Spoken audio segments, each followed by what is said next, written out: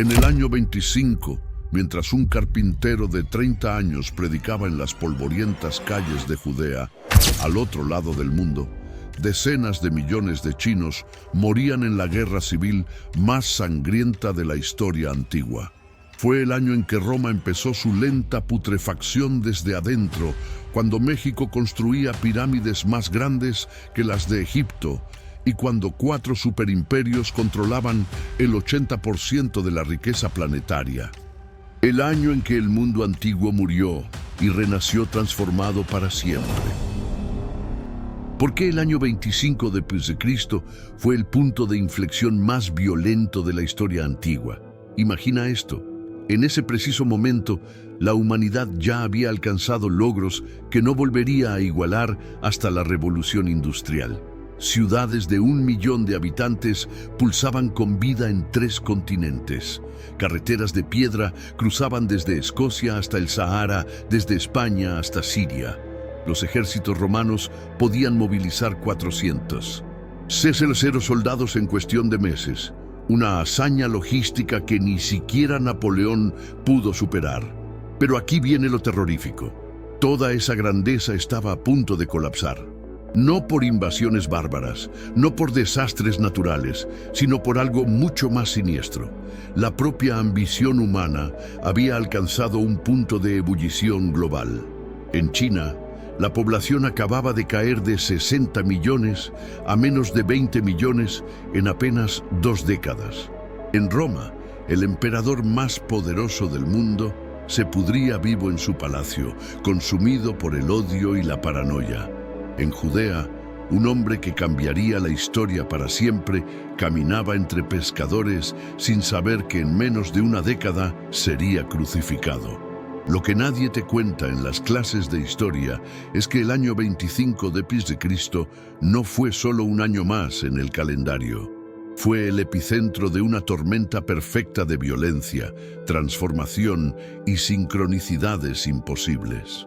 Desde México hasta la India, desde Germania hasta Etiopía, algo estaba cambiando en la psique colectiva de la humanidad. Los dioses antiguos exigían más sangre que nunca. Los imperios se volvían más crueles en su desesperación por sobrevivir. Y en medio de este caos surgían figuras que prometían salvación, aunque el precio fuera la muerte de millones. Este no es solo un documental sobre historia antigua. Es la revelación de por qué tu mundo, el mundo moderno, existe tal como lo conoces. Porque cada sistema político, cada religión mayoritaria, cada estructura de poder que domina tu vida en 2024, tiene sus raíces ensangrentadas en lo que ocurrió hace exactamente 2000 años. Prepárate para descubrir el año que nadie quiere que recuerdes. ¿Qué pasaría si te dijera que el mapa del mundo que te enseñaron en la escuela es una mentira diseñada para hacerte creer que la civilización comenzó en Europa? El verdadero mapa del año 25 después de Cristo revelaría una realidad tan impactante que cambiaría tu percepción de la historia para siempre. Porque en ese año, 4 superimperios dominaban la Tierra con una eficiencia que haría parecer a las Naciones Unidas como un club de jardinería. Empecemos con los números que te helarán la sangre. El Imperio Romano controlaba entre 60 y 70 millones de almas, desde las brumas de Britania hasta los desiertos de Egipto. Pero aquí viene el giro. Roma ni siquiera era el imperio más grande. La dinastía Han Oriental, recién resucitada de las cenizas de la guerra civil más mortífera de la historia, gobernaba sobre 58 millones de súbditos. El imperio parta, ese enemigo de Roma del que nunca te hablaron en clase, se extendía desde el Éufrates hasta el Indo, y el naciente reino Kushán comenzaba a tejer su red desde Afganistán hasta el norte de la India. Pero lo verdaderamente aterrador no es el tamaño de estos imperios, es lo que hacían con su poder. Juntos, estos 4 colosos controlaban el 80% de la riqueza mundial, el 80% de todo el oro, toda la plata, todos los esclavos, todas las rutas comerciales. El resto del mundo, ese 20% restante, era considerado bárbaro, salvaje o directamente no humano. Y aquí viene la parte que los historiadores modernos prefieren omitir. Estos imperios no solo comerciaban entre sí, compartían tecnologías de tortura, intercambiaban esclavos como si fueran especias y perfeccionaban métodos de control mental que harían palidecer a cualquier dictador moderno. El mapa de Time Maps y el World History Atlas muestran algo aún más perturbador. Existían corredores de muerte que conectaban estos imperios. La ruta de la seda no solo transportaba sedas y especias, era una autopista de enfermedades, una red de tráfico humano, un canal de transmisión de las técnicas de crucifixión romanas hacia el este y de los métodos de tortura china hacia el oeste. Los mercaderes que la recorrían no solo llevaban productos, llevaban las semillas de pandemias que matarían a decenas de millones en los siglos siguientes. Y mientras estos imperios jugaban a ser dioses con las vidas de cientos de millones, en las sombras de este mapa existían civilizaciones que la historia oficial ha intentado borrar. Teotihuacán en México ya superaba en tamaño a la mayoría de las ciudades europeas. El reino de Aksum en Etiopía comerciaba con la India y Roma como iguales. Los mayas construían observatorios astronómicos más precisos que cualquier cosa en Europa. Pero todos ellos, absolutamente todos, compartían una característica escalofriante. En el año 25 d.C., la sed de sangre humana en los altares de sacrificio había alcanzado proporciones industriales. El mundo antiguo no era solo cruel, era sistemáticamente genocida y estaba a punto de volverse mucho, mucho peor. ¿Puede un país perder el 60% de su población y llamarlo victoria? En la China del año 25 no solo era posible, sino que se celebraba como el renacimiento de un imperio. Pero empecemos por el principio de esta pesadilla, porque lo que acababa de ocurrir en el Imperio del Centro hace que cualquier guerra moderna parezca una riña de patio de colegio. Wang Mang, el usurpador que había tomado el poder imperial 15 años antes, acababa de ser decapitado de la forma más brutal imaginable. No fue una ejecución limpia. La turba enfurecida no solo lo mató, desmembraron su cuerpo, cortaron su cabeza en pedazos y, según los registros históricos del Hanshu, varios ciudadanos se comieron partes de su cadáver. Su lengua fue cortada y exhibida. Sus ojos fueron arrancados y lanzados a los perros.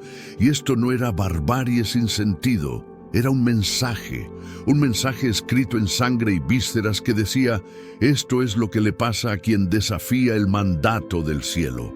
Pero Wang Mang era solo el aperitivo del banquete de sangre que había consumido a China. La guerra civil que terminó con su muerte había reducido la población de 60 millones a apenas 20 millones de habitantes. Piénsalo, 40 millones de personas muertas.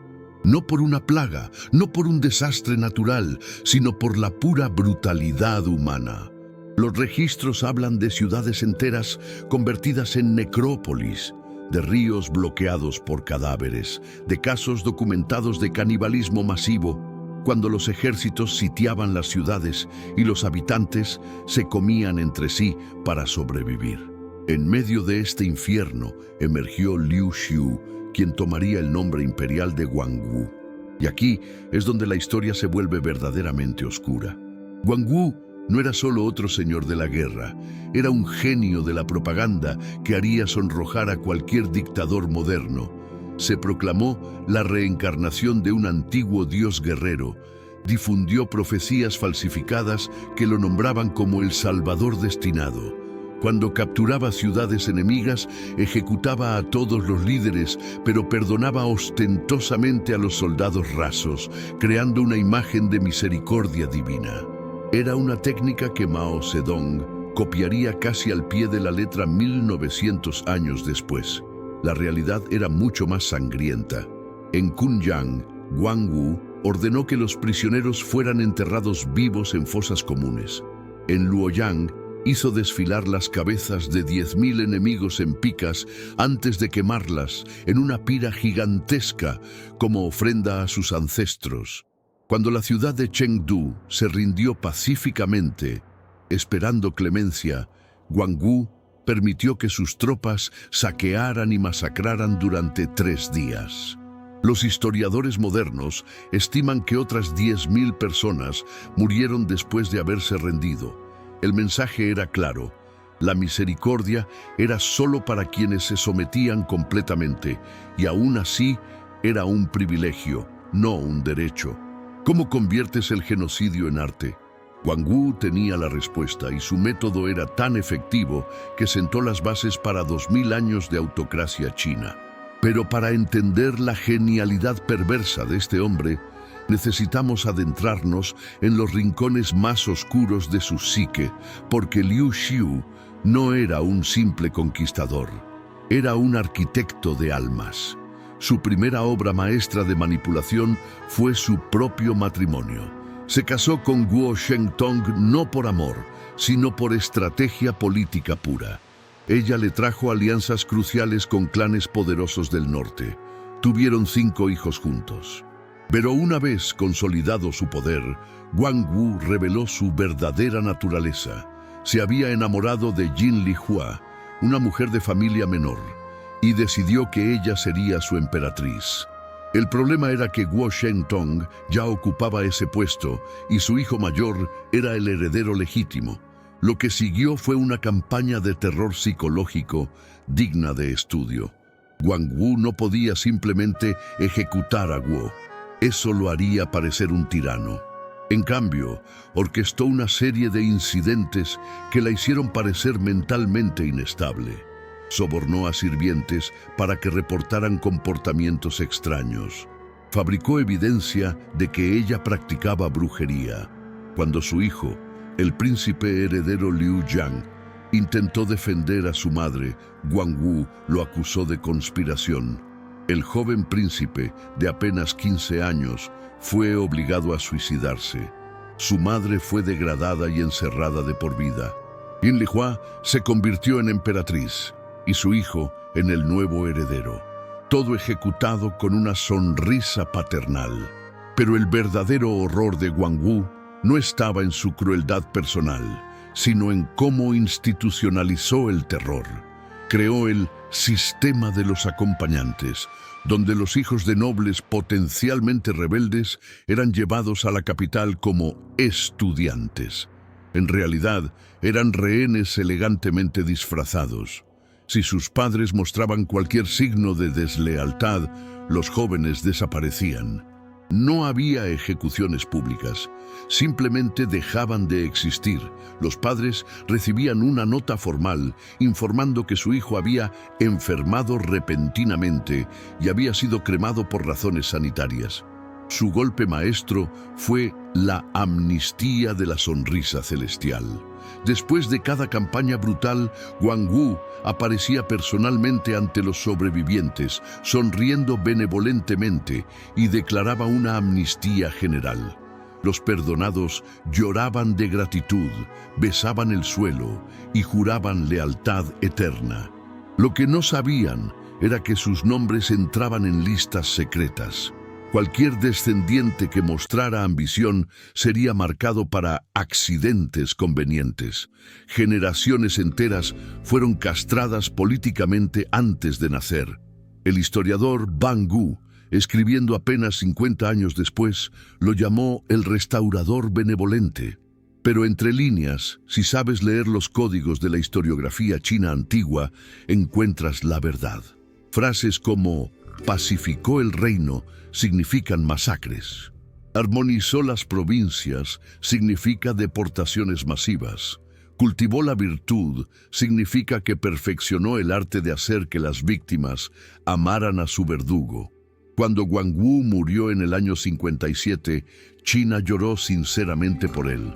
Había logrado lo imposible, hacer que un país entero desarrollara síndrome de Estocolmo. Su legado perduraría por 2 milenios, enseñando a cada emperador posterior que el verdadero poder no está en la espada, sino en la sonrisa que la empuña. ¿Qué sucede cuando el hombre más poderoso del mundo odia cada segundo de su existencia? En el año 25, Tiberio César Augusto gobernaba sobre 70 millones de súbditos desde su villa en Campania, y cada despacho que firmaba destilaba un veneno más letal que cualquier conspiración: el desprecio absoluto por la especie humana. A sus 66 años, Tiberio no era solo un emperador. Era un cadáver ambulante que había descubierto el secreto más oscuro del poder. Cuanto más tienes, más ves la verdadera naturaleza pútrida de quienes te rodean. El proceso de putrefacción había comenzado 2 años antes, con la muerte de su hijo Druso. Los historiadores antiguos susurran sobre veneno, sobre la mano de Sejano, el prefecto pretoriano que se había convertido en la verdadera sombra del poder. Pero Tiberio sabía la verdad, y era peor que cualquier conspiración. Druso había muerto por los excesos de su propia vida disoluta. Vino, mujeres, banquetes que duraban días. Su propio hijo había sido consumido por la decadencia de Roma.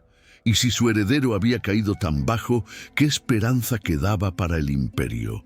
Tácito nos cuenta que en el año 25, Tiberio ya mostraba síntomas de lo que los médicos modernos diagnosticarían como depresión clínica severa combinada con paranoia extrema. Pero había algo más, algo que los historiadores romanos solo se atrevían a insinuar. El emperador sufría de una enfermedad de la piel que lo estaba desfigurando lentamente. Suetonio lo describe con úlceras supurantes en el rostro, cubiertas por emplastos malolientes. Plinio menciona que evitaba aparecer en público porque su aspecto provocaba náuseas. No era solo un emperador enfermo, era la personificación física de un imperio que se pudría desde adentro.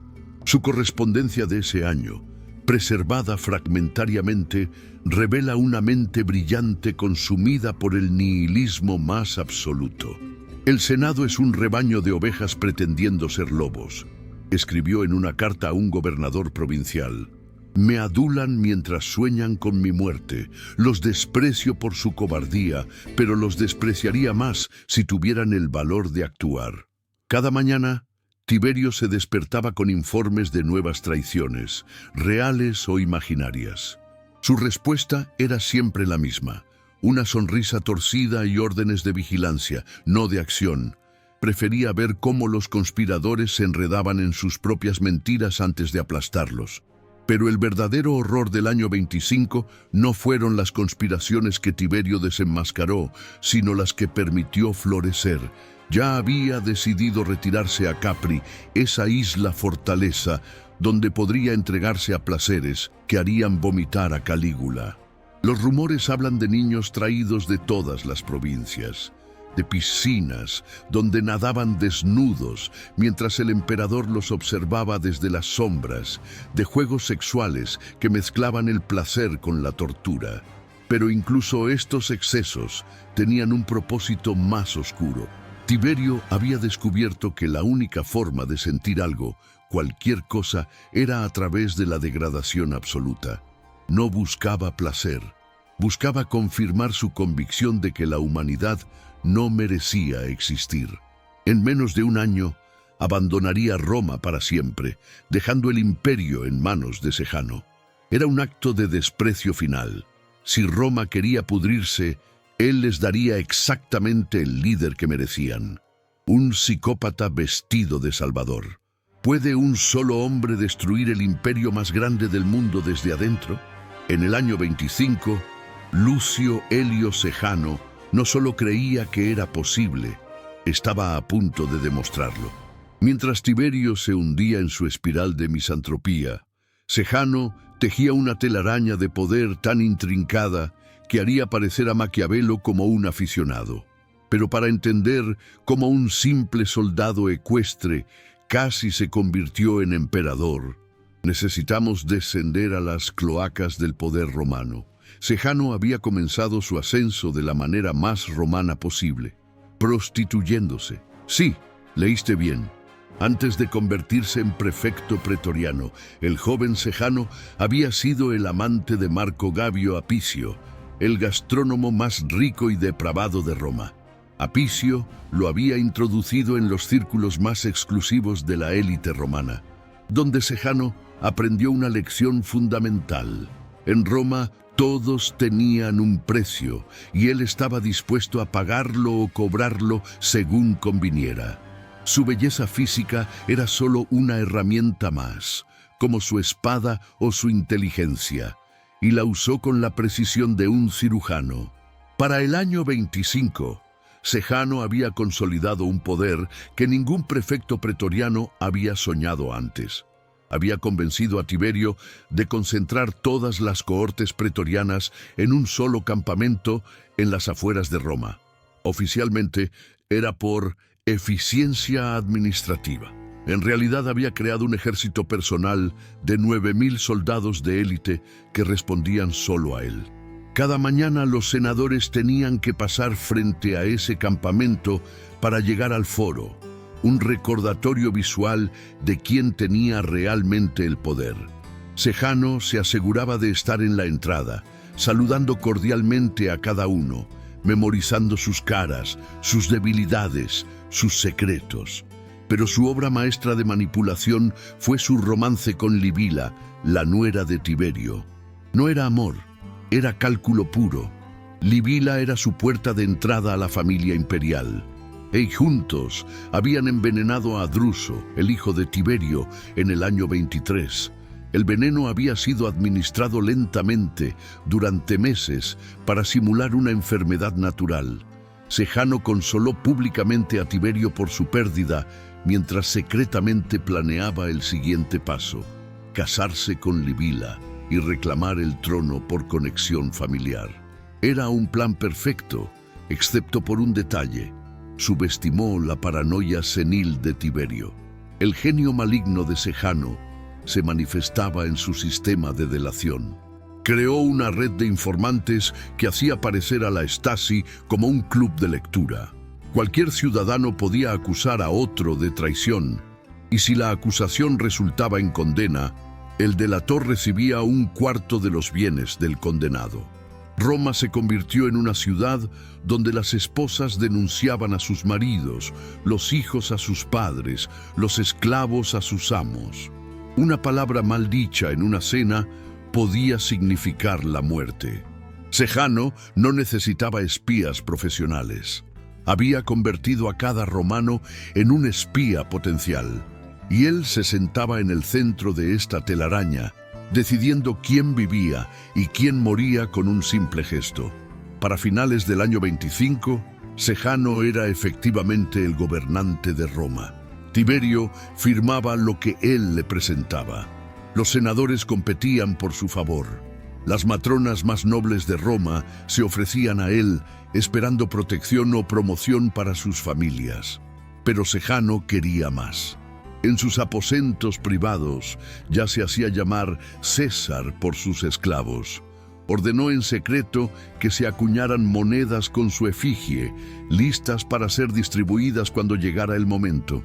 Ese momento llegaría en el año 31, cuando Tiberio finalmente despertaría de su letargo. La caída de Sejano sería tan brutal como su ascenso. Estrangulado en prisión, su cuerpo arrastrado por las calles, sus hijos ejecutados, incluyendo a su hija virgen, que fue violada primero para cumplir con la ley romana. Pero en el año 25, él era el amo de Roma, y cada romano dormía temiendo despertar con soldados en su puerta, enviados por el hombre que casi robó un imperio con una sonrisa. ¿Qué estaba haciendo el hombre más influyente de la historia occidental en el año 25? La respuesta te sorprenderá por su aparente insignificancia. Mientras imperios colapsaban y millones morían, un carpintero de unos 30 años caminaba por los polvorientos caminos de Galilea, sin ejército, sin riqueza, sin poder político. Yeshua ben Yosef, a quien el mundo conocería como Jesús, estaba a punto de iniciar un ministerio de apenas 3 años que haría temblar los cimientos de la civilización. Pero en el año 25 era solo otro judío marginal en una provincia marginal de un imperio que lo consideraba menos que nada.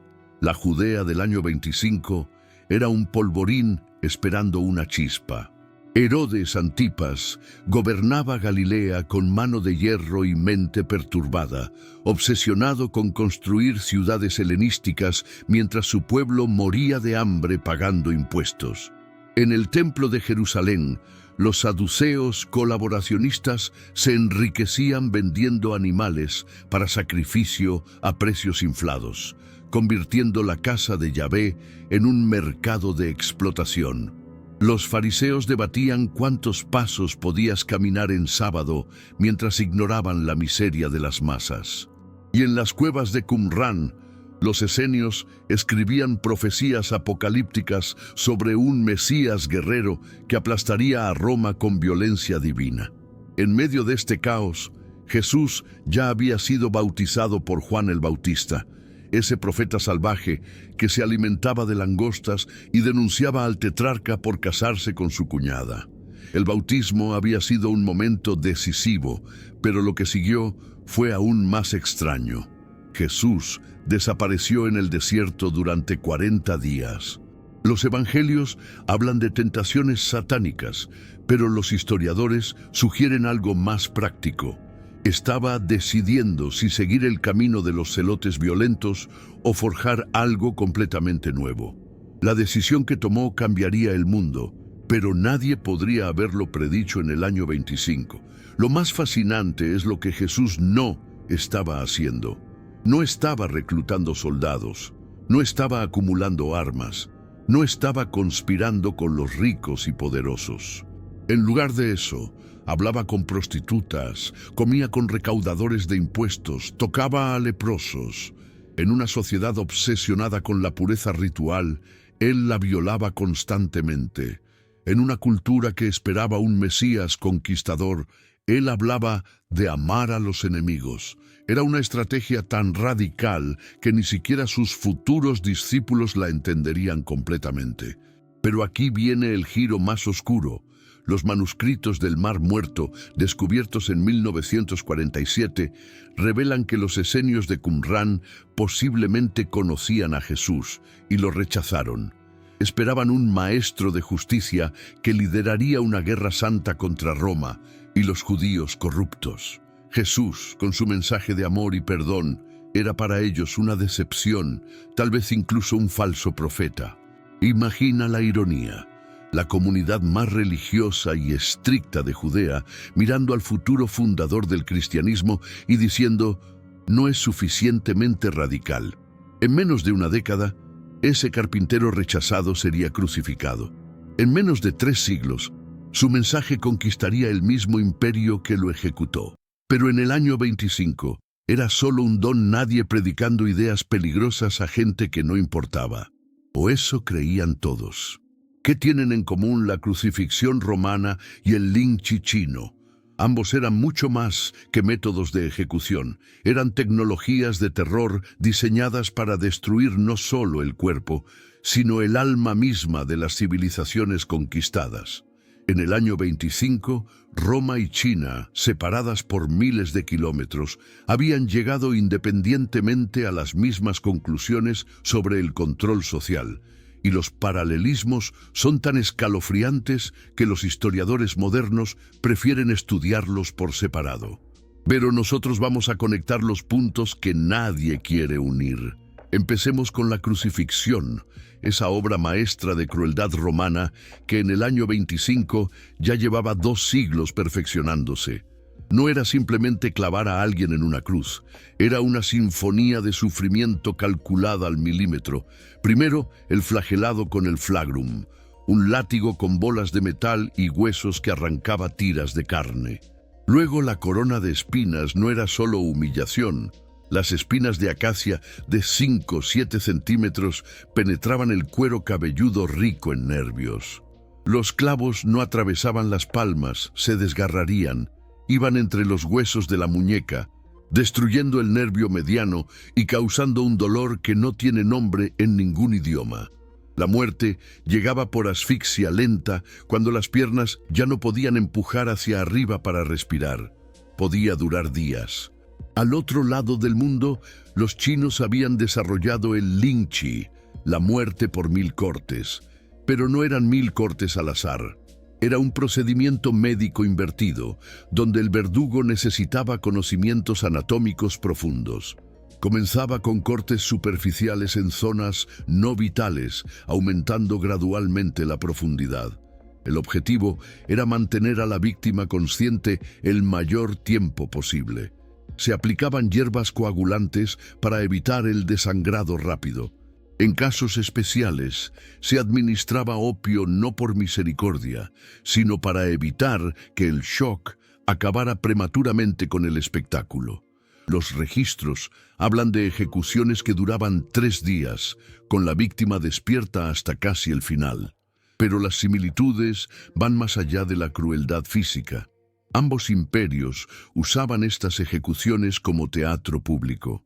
En Roma, las crucifixiones se realizaban en las vías principales, a la altura de los ojos de los transeúntes. El mensaje era claro: esto te pasará si desafías a Roma.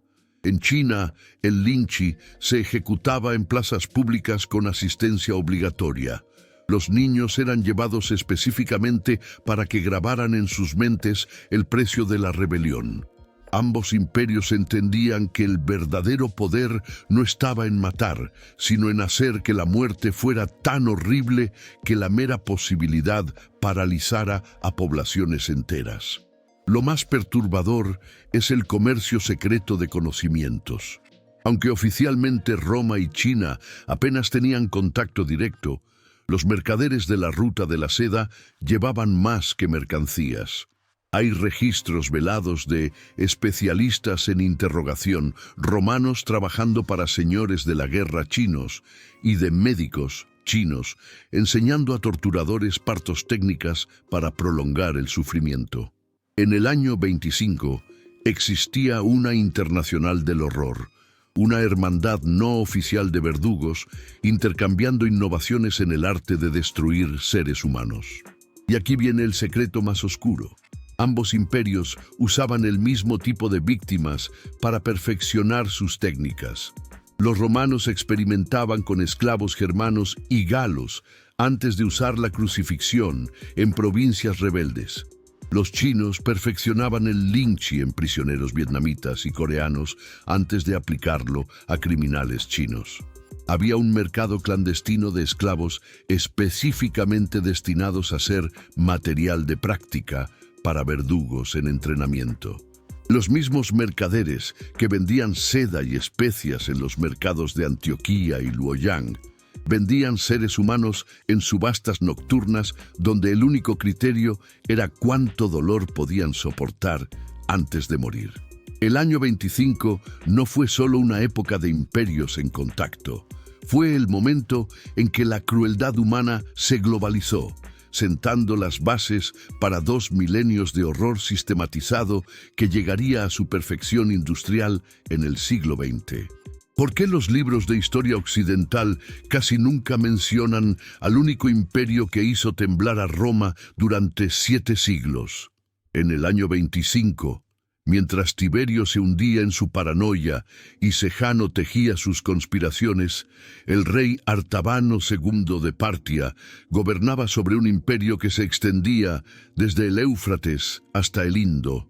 Un coloso que había humillado a Roma tantas veces que los historiadores romanos preferían minimizar su importancia. Pero la verdad es mucho más incómoda. Partia no solo era igual a Roma, en muchos aspectos era superior. Artabano II no era un bárbaro con corona, como la propaganda romana quería hacer creer. Era un político astuto que había navegado una guerra civil brutal para llegar al trono. A diferencia de los emperadores romanos, que dependían de la fuerza bruta, Artabano gobernaba a través de una red compleja de sátrapas semi-independientes, cada uno con sus propios ejércitos y tesoros. Era un sistema que los historiadores modernos llamarían feudal, pero que en realidad era más sofisticado. un imperio descentralizado que podía absorber invasiones y revueltas locales sin colapsar. Roma necesitaba que todo funcionara perfectamente desde el centro. Partia podía perder la mitad de su territorio y seguir funcionando. Lo que Roma más temía no era el ejército parto en sí, sino su forma de hacer la guerra. Los catafractos partos eran tanques vivientes, jinetes y caballos cubiertos de armadura de escamas que podían aplastar las líneas de infantería romana. Pero eran los arqueros montados los que daban pesadillas a los generales romanos. El disparo parto, disparar hacia atrás mientras huían a galope, había destruido legiones enteras. En Carras, en el 53 a.C., 20.000 romanos fueron masacrados por un ejército parto numéricamente inferior. Las águilas legionarias capturadas todavía decoraban los templos de Ctesifonte en el año 25, un recordatorio constante de que Roma podía ser vencida. Pero el verdadero terror que Partia inspiraba en Roma iba más allá de lo militar. Los partos habían perfeccionado formas de guerra psicológica que hacían parecer primitivas las tácticas romanas. Cuando capturaban soldados romanos, no siempre los mataban. A veces los asentaban en las fronteras orientales, casándolos con mujeres locales, dándoles tierras. Décadas después, estos romanos perdidos y sus descendientes mestizos aparecían como embajadores o mercaderes, hablando latín perfecto, pero sirviendo a Partia. Era una forma de decir, podemos convertir a tus propios hijos contra ti. En el año 25, Artabano II estaba jugando un juego aún más sutil. Había descubierto que era más rentable mantener a Roma en un estado de guerra fría perpetua que conquistarla. Cada vez que Roma reunía legiones en la frontera oriental, Partia movilizaba sus fuerzas, forzando a Roma a gastar fortunas en mantener ejércitos inactivos. Cuando Roma se retiraba, Partia infiltraba las provincias fronterizas con mercaderes espías y provocadores. Armenia, el reino tapón entre ambos imperios, cambiaba de bando según quién pagara más, un juego que Partia jugaba mejor porque entendía la mentalidad oriental del soborno como inversión, no como corrupción. Lo más fascinante es lo que Partia y Roma compartían en secreto. Ambos imperios comerciaban extensivamente, a pesar de ser enemigos mortales. La seda china llegaba a Roma a través de mercaderes partos que inflaban los precios hasta un 1000%. Pero también intercambiaban algo más oscuro, prisioneros de guerra para los juegos. Los gladiadores partos eran especialmente valorados en Roma por su exotismo. Los romanos capturados entretenían a las cortes de Ctesifonte con recreaciones de batallas romanas, donde siempre perdían. Era un comercio de humillación mutua disfrazado de entretenimiento. En el año 25, Artabano II estaba preparando su jugada maestra. Sabía que Tiberio estaba débil, distraído por las intrigas internas. Los espías partos en Antioquía reportaban el creciente poder de Sejano. Artabano comenzó a mover tropas hacia Armenia, no para invadirla, sino para forzar a Roma a negociar. Y funcionó. En pocos años, Roma aceptaría un príncipe proparto en el trono armenio, una humillación diplomática disfrazada de solución pacífica. Partia había ganado sin disparar una flecha, probando una vez más que mientras Roma conquistaba con las águilas, Partia dominaba con la astucia. 700 años después, cuando el último Shah sasánida cayera ante los árabes, el legado parto seguiría vivo. Habían enseñado al mundo que Roma no era invencible, solo otra potencia más en el gran juego de imperios. ¿Sabías que mientras Roma alardeaba de su grandeza, existía un imperio en la India que comerciaba como igual con Roma, China y Persia, pero que los libros de historia occidental han borrado casi por completo? En el año 25, el imperio Satavahana controlaba la mayor parte del Deccan, mientras reinos indogriegos sobrevivían en el noroeste y el futuro imperio Kushán comenzaba su ascenso desde las estepas de Asia Central. Pero lo que hace a la India del año 25 verdaderamente fascinante no son sus reinos, sino el sistema de horror institucionalizado más antiguo del mundo. El sistema de castas ya había alcanzado su forma más cruel. El imperio Satavahana, gobernado en ese momento probablemente por Gautamiputra Satakarni o uno de sus predecesores inmediatos, era una potencia marítima que los romanos conocían bien, pero fingían ignorar. ¿Por qué? Porque los mercaderes indios dominaban el comercio del Océano Índico con una sofisticación que avergonzaba a los toscos negociadores romanos. Los barcos Satavahana llegaban hasta Egipto romano cargados de especias, algodón y acero woods, ese acero legendario que podía cortar a través de las espadas romanas como si fueran mantequilla. A cambio, los indios se llevaban oro romano, tanto oro que Plinio el Viejo se quejaría de que India estaba drenando las arcas del imperio. Pero bajo esta prosperidad comercial se escondía una realidad que haría vomitar hasta al romano más cruel. El sistema de castas no era solo una jerarquía social, era una máquina de deshumanización perfeccionada durante 1000 años. Los brahmanes habían convencido a una civilización entera de que algunos seres humanos nacían literalmente como subhumanos. Los Dalits, los intocables, vivían una existencia que ni siquiera los esclavos romanos podían imaginar. No podían usar los mismos pozos de agua. Su sombra contaminaba. Si un brahman mataba accidentalmente a un Dalit, la penitencia era la misma que por matar un perro. Los textos jainistas contemporáneos, que los historiadores modernos prefieren ignorar por sus implicaciones perturbadoras, describen rituales que ocurrían en los templos dedicados a Kali y Bhairava. No eran los sacrificios simbólicos que el hinduismo moderno quiere hacer creer. Eran ceremonias donde los mlecha, extranjeros, y chandala, intocables, eran sacrificados vivos. El Kalika Purana, aunque compilado más tarde, preserva tradiciones que se remontaban a esta época. Describe cómo la sangre humana debía fluir continuamente en ciertos altares para prevenir el fin del mundo. Los arqueólogos han encontrado evidencia cuidadosamente minimizada de fosas comunes cerca de antiguos templos con marcas de decapitación ritual. En el noroeste, los últimos reinos indogriegos agonizaban en una fascinante esquizofrenia cultural. Reyes con nombres griegos como Estrato II gobernaban poblaciones budistas, mientras acuñaban monedas con Zeus en un lado y Buda en el otro. Eran los descendientes de los soldados de Alejandro Magno, pero después de 3 siglos se habían vuelto más indios que griegos. Su tragedia era intentar mantener la civilización helénica mientras adoptaban las mismas prácticas de castas que supuestamente despreciaban.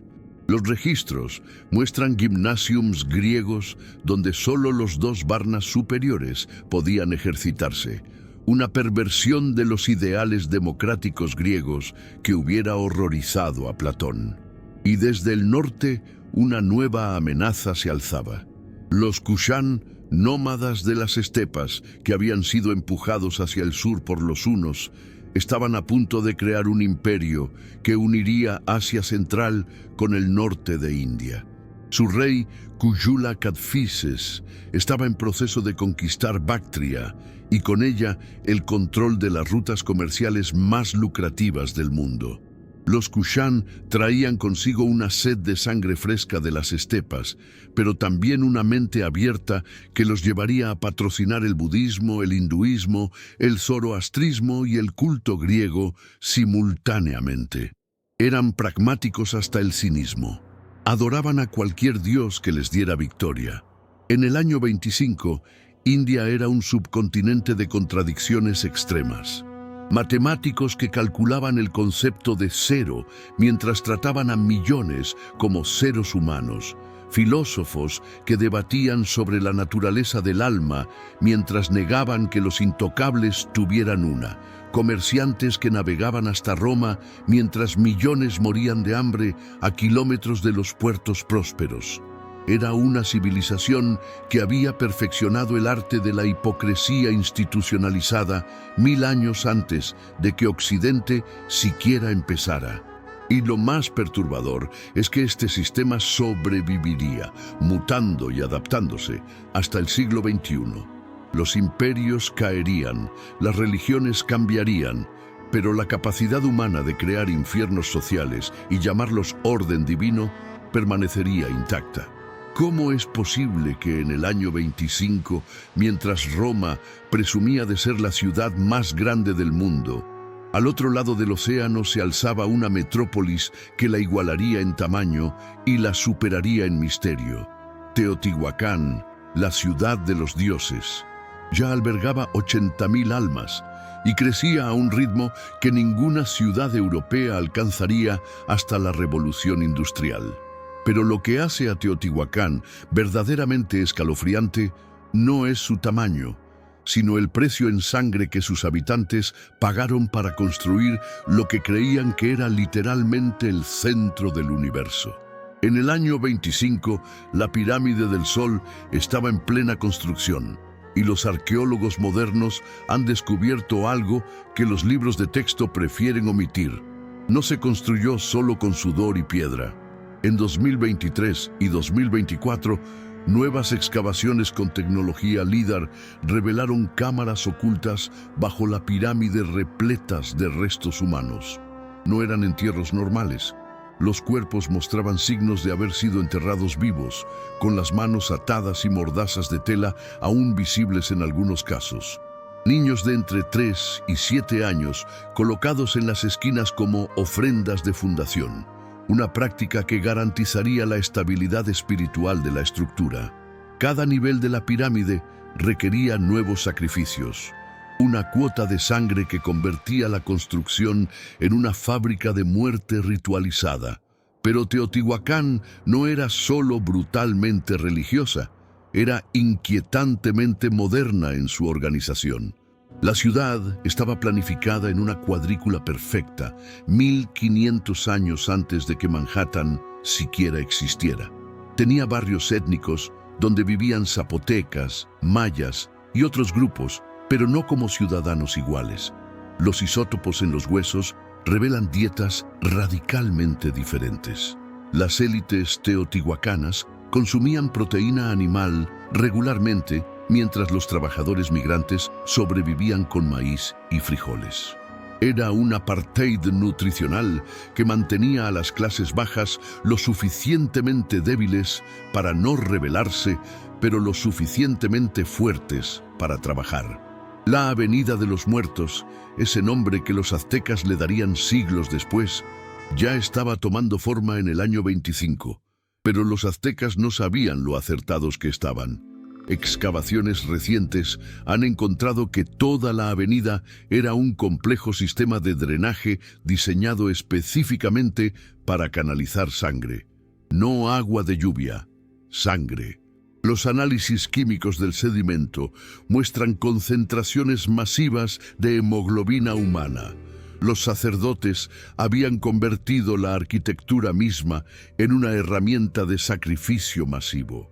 Durante las ceremonias importantes, la sangre de cientos de víctimas fluía por canales especialmente diseñados, convirtiendo la avenida principal en un río rojo que los fieles debían vadear descalzos, empapándose literalmente en la muerte. Lo más perturbador de Teotihuacán no era la violencia en sí, sino su industrialización. Los murales recientemente descubiertos muestran lo que solo puede describirse como líneas de ensamblaje sacrificial.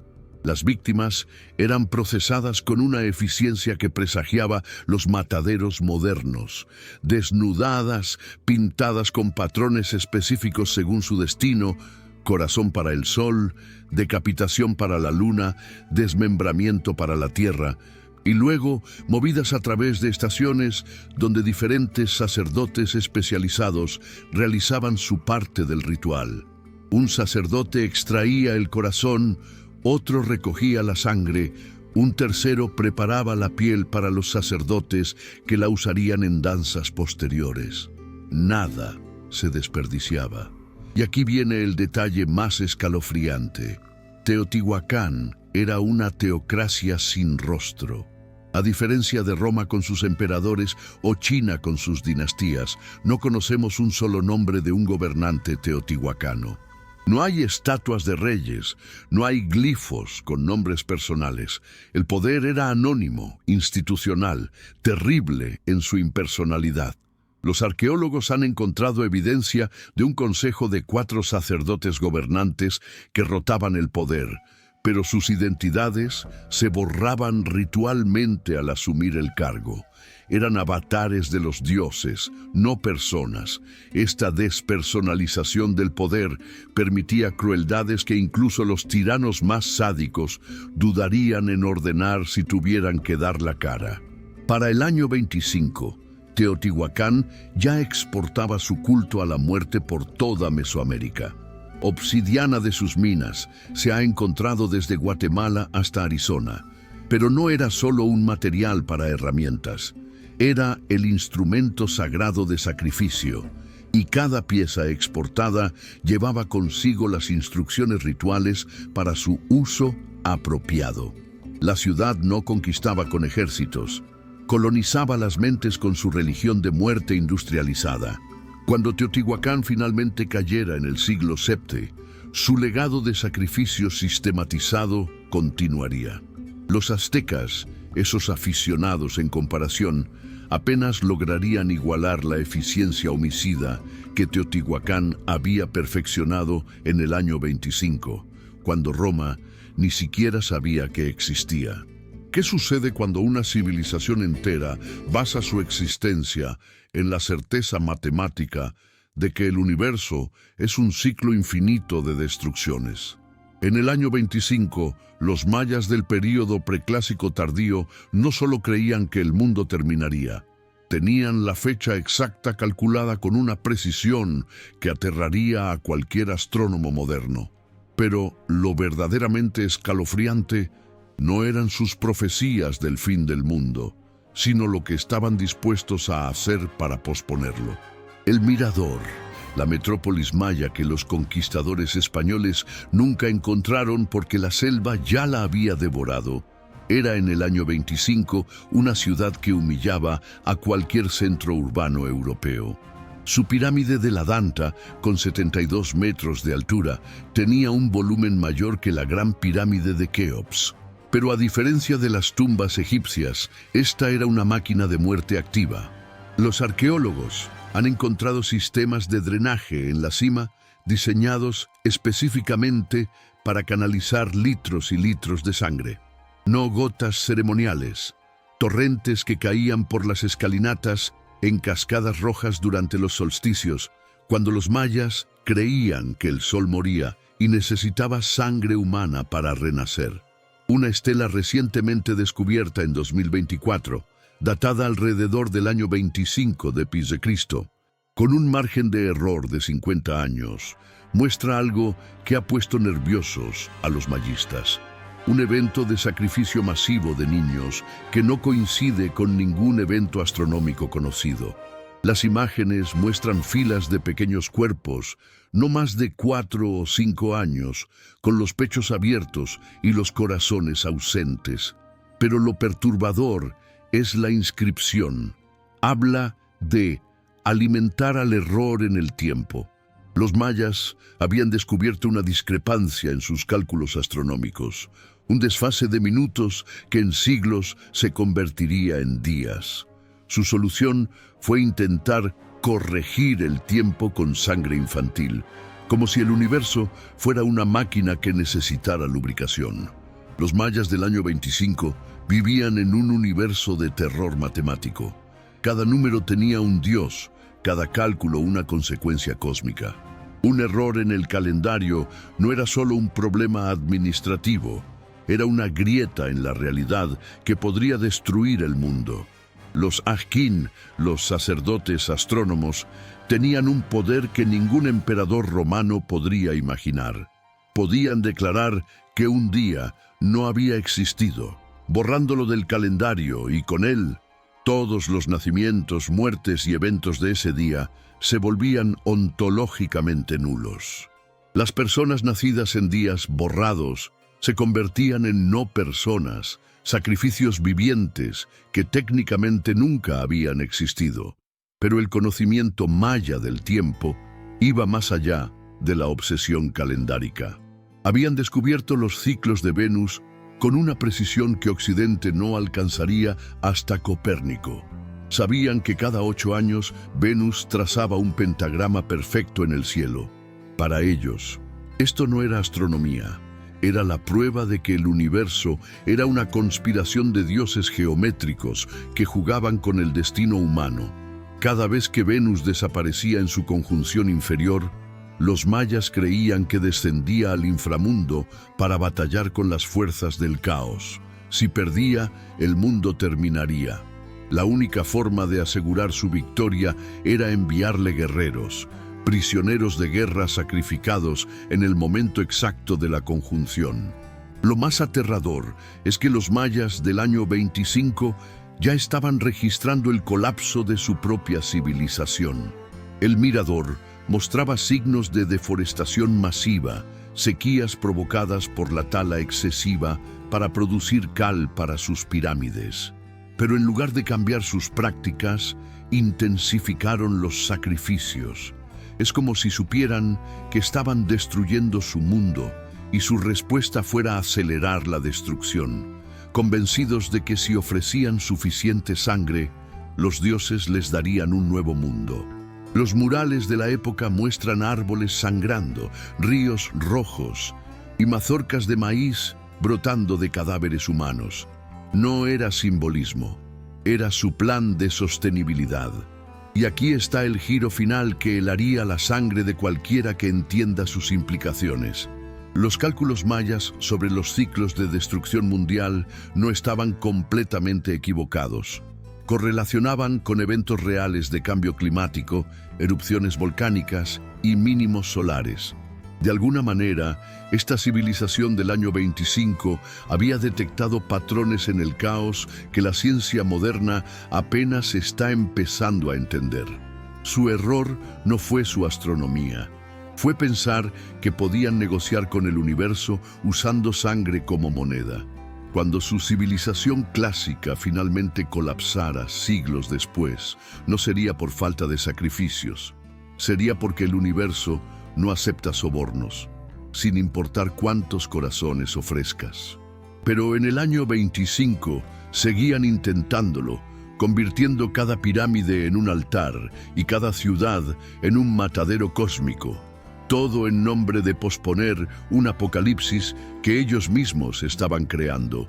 ¿Por qué los historiadores romanos apenas mencionan al único reino africano que logró hacer retroceder a las legiones y mutilar a un César? En el año 25, el reino de Kush, gobernado por el rey Natakamani y la reina Amanitore, no era una nota al pie en la historia africana. Era una superpotencia que controlaba las rutas del oro, marfil y esclavos del Nilo, y que había demostrado a Roma que el águila imperial podía ser desplumada por las flechas kushitas. Pero lo que hace a Kush verdaderamente fascinante no es su poder militar, sino cómo combinaron la sofisticación egipcia con una brutalidad africana que horrorizaba incluso a los endurecidos romanos. La historia que Roma intentó enterrar comenzó décadas antes del año 25. La Candace, reina madre, Amanirenas, había liderado personalmente los ejércitos kushitas contra Augusto. En una batalla, una flecha kushita le sacó un ojo al futuro primer emperador de Roma. Los historiadores romanos minimizaron este hecho, pero las inscripciones kushitas en Meroe lo celebran con detalles gráficos. La madre de guerra bebió la visión del águila. Amanirenas no solo derrotó a los romanos, profanó sus símbolos. Las cabezas de estatuas de Augusto fueron enterradas bajo las escaleras de los templos kushitas para que cada fiel pisoteara simbólicamente al emperador romano al entrar a orar. Para el año 25, Natakamani y Amanitore habían llevado a Kush a una edad de oro construida sobre montañas de cadáveres. La capital, Meroe, era llamada la Birmingham de África por sus hornos de fundición que operaban día y noche. Pero no solo fundían hierro. Los análisis modernos de escoria muestran restos de huesos humanos calcinados. Los prisioneros de guerra, no aptos para la esclavitud, eran arrojados vivos a los hornos como ofrenda a Apé-de-Mac, el dios león de la guerra. Los cushitas creían que el hierro forjado con sangre humana creaba armas invencibles. Las puntas de flecha cushitas han sido encontradas a lo largo del Nilo, y muchas contienen trazas microscópicas de calcio humano fusionado con el metal. La pareja real construyó más pirámides en sus décadas de reinado que todo Egipto en los últimos 1000 años. Pero estas no eran las tumbas serenas de los faraones. Las pirámides cushitas de Meroe eran mataderos verticales. Cuando un rey o reina moría, no iban solos al más allá. Los arqueólogos han encontrado cámaras funerarias con docenas, a veces cientos de cuerpos. Sirvientes, esposas menores, guardias, todos estrangulados ritualmente y acomodados en posiciones de servicio eterno. Pero lo más macabro eran los sustitutos, niños y niñas de la edad que el monarca tenía en momentos importantes de su vida, vestidos con réplicas de sus ropas y enterrados vivos para que el rey o reina pudiera revivir cada etapa de su existencia en el más allá. Lo que Roma más temía de Kush no era su ejército regular, sino sus tropas de élite, los Dh3 guerreros ritualmente cegados de un ojo en honor a Amanirenas. La pérdida de visión binocular se compensaba con un entrenamiento brutal que los convertía en máquinas de matar en combate cercano. Usaban dagas curvas envenenadas con una mezcla de veneno de serpiente y hongos psicoactivos que causaba alucinaciones terroríficas antes de la muerte. Los romanos que sobrevivían a encuentros con los Dh3 hablaban de demonios tuertos que reían mientras mataban. Varios se suicidaron después, atormentados por pesadillas recurrentes. Pero el año 25 marcó un punto de inflexión sutil. Amanitore, a diferencia de sus predecesoras guerreras, entendía que el verdadero poder no estaba solo en la lanza, sino en el papiro. Estableció una tregua no escrita con Roma. Kush no atacaría Egipto si Roma no intentaba subir más allá de la primera catarata del Nilo. A cambio, Kush se convirtió en el proveedor exclusivo de animales exóticos para los juegos romanos. Elefantes, rinocerontes, jirafas, todos pasaban por las redes cushitas. Pero también seres humanos. Los etíopes, que morían en el Coliseo, a menudo eran prisioneros de guerra vendidos por Kush, que así se deshacía de enemigos potenciales mientras llenaba sus arcas con oro romano. Lo más irónico es que mientras Roma se jactaba de su civilización, la corte de Meroe en el año 25 era posiblemente más sofisticada. Amanitore podía leer jeroglíficos egipcios, escritura meroítica y posiblemente algo de griego.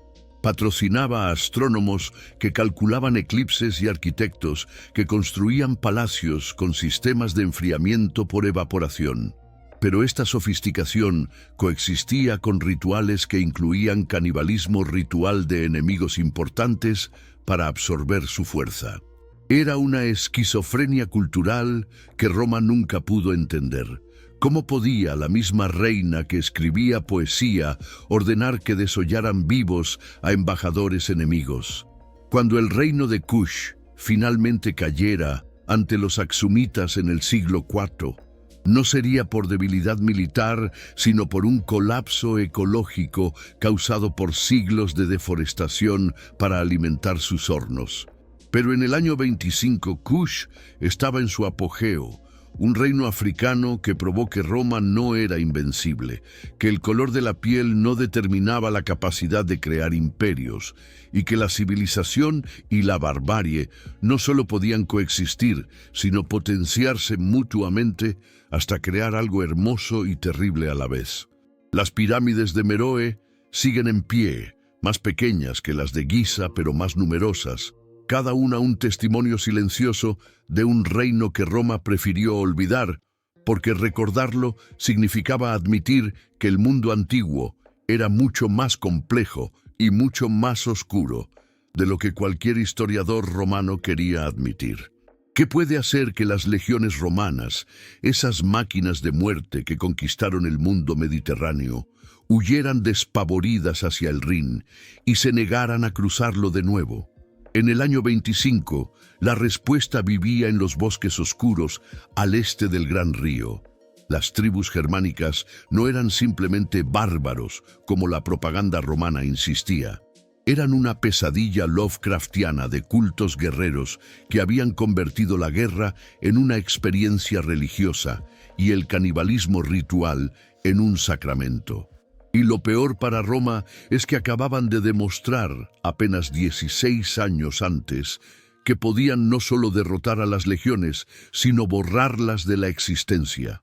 Arminio el Querusco, que había aniquilado 3 legiones completas en la batalla del bosque de Teutoburgo en el año 9, seguía vivo en el 25, aunque moriría asesinado por su propia gente en el 21. Su victoria no había sido solo militar, había sido espiritual. 20.000 romanos no solo murieron, fueron sistemáticamente sacrificados a los dioses germánicos en rituales que duraron semanas. Los arqueólogos modernos han encontrado los campos de batalla y lo que han descubierto ha sido cuidadosamente minimizado. Cráneos clavados en lanzas formando avenidas ceremoniales, huesos con marcas de dientes humanos, altares improvisados donde los centuriones fueron desollados vivos mientras sus soldados eran forzados a mirar. Los germanos del año 25 no tenían la organización estatal de Roma o China, pero tenían algo más aterrador, una cultura guerrera donde la muerte violenta no solo era esperada, sino deseada. Los niños eran entrenados desde los 7 años no para sobrevivir a la batalla, sino para buscar una muerte gloriosa. Los que morían de viejos eran enterrados boca abajo, marcados como cobardes para la eternidad. Los que morían en batalla iban al Valhalla, pero solo si morían con un arma en la mano. Esto llevaba a escenas grotescas, donde guerreros mortalmente heridos rogaban que les pusieran una espada entre los dedos ya rígidos. Pero lo que verdaderamente aterrorizaba a los romanos era el Berserkergang, el camino del oso. Los berserkers no eran solo guerreros feroces, eran hombres que habían cruzado una línea psicológica de la cual no había retorno. A través de una combinación de hongos alucinógenos, probablemente Amanita muscaria, rituales de tortura autoinfligida y condicionamiento psicológico extremo, estos guerreros entraban en estados donde no sentían dolor, no reconocían amigos de enemigos y exhibían una fuerza sobrehumana. Los testimonios romanos hablan de berserkers arrancando cabezas con las manos desnudas, mordiendo escudos hasta astillarlos, continuando la lucha con lanzas atravesándoles el torso. Lo más perturbador era su ritual post-batalla. Los germanos creían que consumir la carne de enemigos valientes transfería su coraje. No era canibalismo por hambre, era un sacramento. El corazón se reservaba para el guerrero que había matado al enemigo, el hígado para el jefe de guerra. Los ojos, curiosamente, se secaban y se usaban como amuletos. Tácito, escribiendo décadas después, pero basándose en testimonios de supervivientes, menciona de pasada que algunos germanos preferían la carne romana a la de otros enemigos, porque el miedo la hacía más tierna. Es una línea que los historiadores modernos prefieren interpretar como propaganda, pero los hallazgos arqueológicos sugieren una realidad más oscura. Las mujeres germanas no eran espectadoras pasivas. Las Veleda, profetisas guerreras, lideraban cultos que harían palidecer a las bacantes romanas. Durante las batallas se paraban detrás de las líneas germanas, desnudas y cubiertas de sangre menstrual, gritando maldiciones que se suponía que castraban psicológicamente a los enemigos. Si los guerreros germanos retrocedían, estas mujeres los mataban ellas mismas, considerando la cobardía una contaminación peor que la derrota. Hay registros de batallas donde más germanos murieron a manos de sus propias mujeres que del enemigo. En el año 25, las tribus estaban fragmentadas, guerreando entre sí tanto como contra Roma. Pero esto no las hacía menos peligrosas, las hacía impredecibles. Un jefe tribal podía aliarse con Roma por la mañana y estar asando legionarios por la noche. No había una capital que conquistar, un rey que sobornar, una estructura que destruir. Eran, en palabras de un general romano anónimo, como luchar contra el bosque mismo. Y el bosque estaba hambriento. Lo más irónico es que Roma, en su arrogancia, creía que podría civilizar a estos bárbaros. Reclutaban germanos como auxiliares, esperando romanizarlos. En cambio, los germanos aprendieron las tácticas romanas mientras mantenían su propia salvajería. En pocas generaciones, estos bárbaros no solo saquearían Roma, la conquistarían desde adentro. Pero en el año 25, eran simplemente el recordatorio viviente de que más allá del limes, más allá de la frontera de la civilización, existían hombres que no solo no temían a la muerte, sino que la cortejaban con una pasión que ningún romano civilizado podría comprender. Y esos hombres tenían hambre, hambre de gloria, hambre de batalla, y cuando la ocasión lo requería, hambre literal de carne romana. ¿Qué conectaba a un senador romano comprando seda china con millones de cadáveres pudriéndose en fosas comunes 150 años después? La respuesta es la red comercial más lucrativa y letal de la historia humana, la ruta de la seda. En el año 25, esta arteria transcontinental ya llevaba 150 años bombeando no solo mercancías, sino también muerte a escala industrial. Pero lo que los mercaderes que la recorrían no sabían era que estaban sentando las bases para pandemias que casi borrarían la civilización del mapa. La ruta no era una sola carretera, sino una red de venas que se extendía desde Changán hasta Roma, pasando por Samarcanda, Bactria, Ctesifonte y Antioquía. Y en el año 25, un cargamento típico podía incluir seda que costaba su peso en oro, especias que preservaban alimentos y ocultaban el sabor de la carne podrida, y algo más siniestro: seres humanos. Los historiadores modernos se enfocan en el comercio de lujos, pero los registros fragmentarios revelan una verdad más oscura. Por cada bala de seda se transportaban decenas de esclavos. Germanos rubios para los harenes de Luoyang, vírgenes cushanas para los templos de Ctesifonte, niños sogdianos castrados para servir como eunucos en todas las cortes. Pero los esclavos no viajaban solos. Con ellos viajaban sus enfermedades, sus parásitos, sus miserias biológicas. La ruta de la seda era un laboratorio evolutivo para patógenos.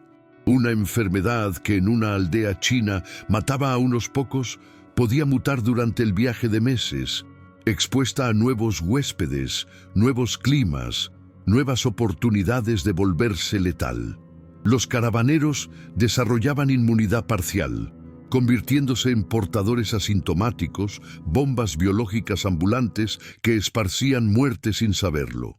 Los arqueólogos han encontrado evidencia escalofriante en los carabasares abandonados del Taclamacán, fosas comunes apresuradas, esqueletos amontonados sin ritual ni cuidado. Los análisis de ADN revelan cepas de viruela, peste bubónica y patógenos no identificados que no existen en la actualidad. Uno particularmente aterrador muestra similitudes con el ébola, pero adaptado a climas fríos. Estos eran los ensayos generales de las pandemias que vendrían. La peste antonina del 165-180 d.C., que mataría al 10% de la población romana, ya estaba incubándose en algún mercado de Kashgar o en las bodegas de un barco en el Golfo Pérsico. Pero la ruta transportaba algo más mortífero que enfermedades: ideas. En el año 25, el budismo viajaba hacia China disfrazado de filosofía exótica, pero llevaba consigo conceptos que socavarían el confucianismo estatal. El cristianismo empezaría pronto su viaje hacia el este, mutando con cada cultura que tocaba.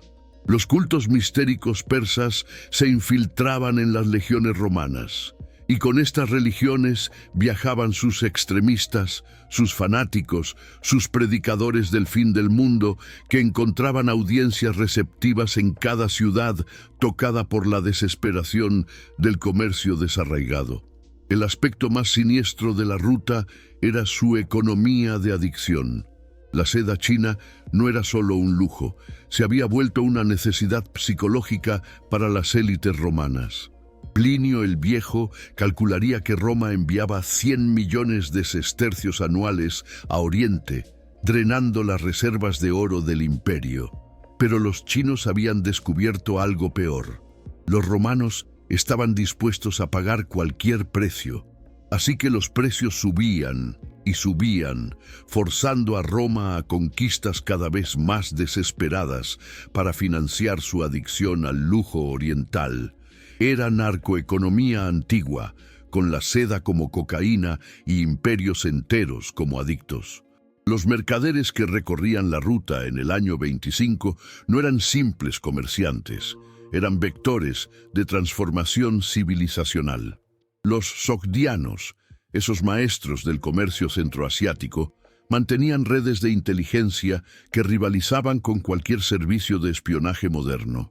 Un mercader sogdiano podía decirte el precio del trigo en Alejandría, los movimientos de tropas en el Danubio y los chismes de la corte Han, todo mientras vendía perlas del Golfo Pérsico.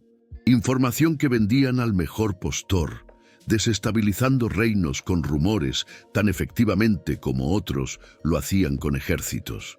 Y en los oasis, ciudades de la ruta, Cotán, Kucha, Turfán, florecía una cultura híbrida que desafiaba todas las categorías. Budistas que adoraban a dioses griegos, cristianos nestorianos que practicaban meditación taoísta, maniqueos que sincretizaban todo en una visión dualista donde la ruta misma era el campo de batalla entre la luz y la oscuridad. No se equivocaban. La ruta de la seda era efectivamente una batalla entre las fuerzas de la conexión humana y las de la destrucción mutua. Para el año 25, la destrucción iba ganando. Lo más profético es que la ruta ya mostraba signos de su propia destrucción futura. La desertificación avanzaba sobre ciudades oasis debido al sobrepastoreo.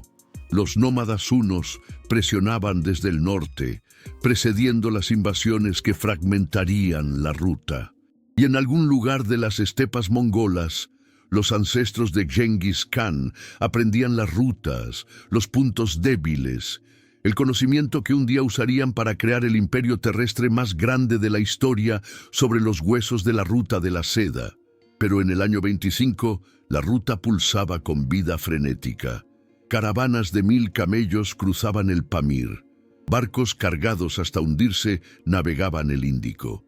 Y con cada transacción, cada intercambio, cada contacto humano a lo largo de sus arterias, el mundo antiguo se acercaba un paso más a su transformación violenta. La ruta de la seda no conectaba civilizaciones, las infectaba mutuamente con sus propias contradicciones, preparando el colapso sincronizado que definiría los siglos venideros. Era verdaderamente la autopista del Apocalipsis, pavimentada con oro y regada con sangre, llevando a la humanidad hacia un futuro que ningún profeta del año 25 podría haber imaginado en sus pesadillas más febriles.